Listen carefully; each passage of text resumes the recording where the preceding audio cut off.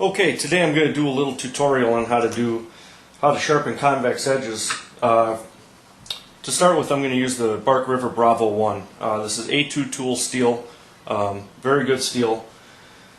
Holds an edge exceptionally well, and it actually sharpens up quite easy as long as you know what you're doing. Now, if this edge were extremely dull, what I would first do is I would take a piece of sandpaper. Here I have several grits ranging from 1,000 to 2,500 grit sandpaper. Depending if there was any nicks in the blade or just how dull it really was, I would start with the sandpaper. And for that, all I would do, I have a strop made up right here. This is a strop I do not use anymore because of the one I made yesterday. But all it is leather with some 3-micron polishing paste on it.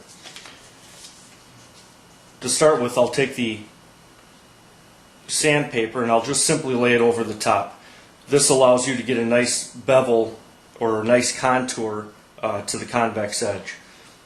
And I will simply just work the knife across in slow, even strokes. I hold about a 12 to 15 degree angle. It's not overly critical like a beveled edge to hold this angle, but it being consistent will give you a nice sharper edge. And I'll simply run it across the sandpaper until I know that we're starting to make some progress on the blade to where I can utilize the compound. Yesterday I made up a leather strop. It's two-sided. All I did was simply glue some leather to a piece of particle board. The compound I used is a black and green compound. You can get it from any one of the Bark River dealers, kniveshipfree.com, dlttrading.com. They all carry this compound.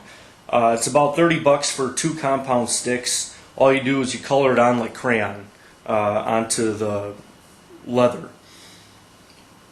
When you color it on and you're satisfied with the amount of depth or the amount of coloring that you have on the strop, you want to take a look to make sure that you can see the texture in the strop, that you can see the leather texture. If you cannot see the leather texture, you've applied too much and it's really not going to do its job. Here a little bit goes a long ways, so keep that in mind. So anyways, I'm going to start with the black side. I've got the black, which is the more coarse of the compounds. The green is the finer, more of the polishing aspect of the compounds. All I'm going to do is I'm going to simply work the edge along the compound.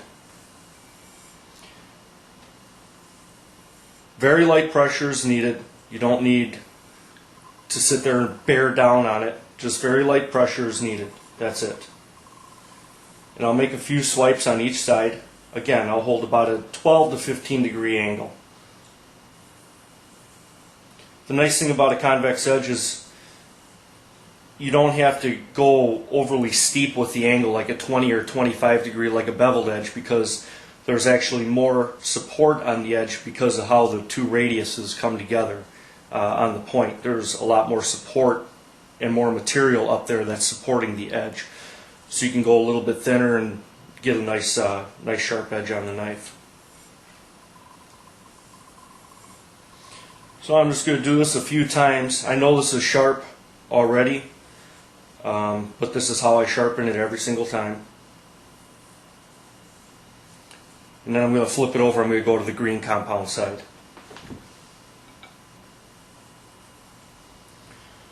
Now there are a couple different techniques. I simply like to hold the knife and the strop in the air while I do this.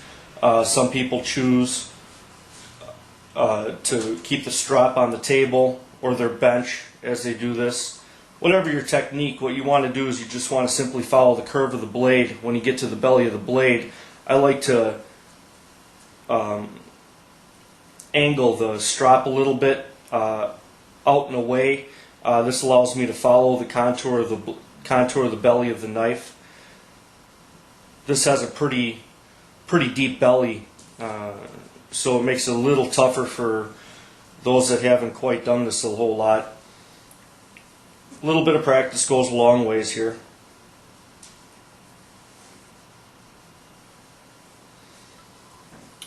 And it's as simple as that. A little bit of practice, a little bit of time, a little bit of patience, you'll get it down. This technique can work for any knife blade. I have a Benchmade nitrous striker. It's got a beveled edge on it. Sharpens it to just a hair popping edge. This works great for your Swiss Army knives. Again, it's just simply going back and forth on the strop. Swiss Army knives, beveled edges, convex edges, strop on a little bit of compound. It's going to go a long ways. I hope this helps.